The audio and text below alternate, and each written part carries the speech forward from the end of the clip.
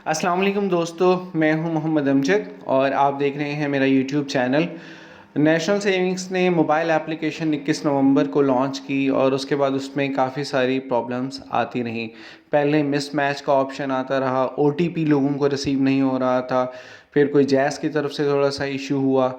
अभी जो रिसेंटली लोगों को प्रॉब्लम आ रहा है कि उनका पिन मैच नहीं करता जो पासवर्ड उन्होंने बनाया था, और बार बार रॉन्ग पासवर्ड या इनएक्यूरेट पिन जो उन्होंने उसके अंदर पुट किया है उसकी वजह से उनका जो यूज़र आईडी है वो लॉक्ड हो गया है।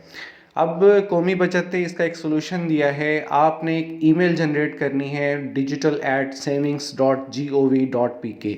आपने एक इस ईमेल आईडी पर एक ईमेल भेजनी है और उसमें आपने अपनी तमाम डिटेल्स को पुट कर देना है। उसमें डिटेल्स में आपका नेम, आपका mobile number, date of birth और आपका CNIC नंबर।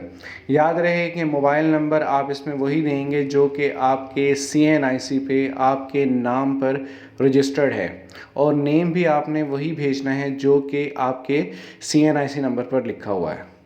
उम्मीद है वीडियो पसंद आई होगी। वीडियो को लाइक, शेयर और सब्सक्राइब कीजिए। अल्लाह हाफिज़।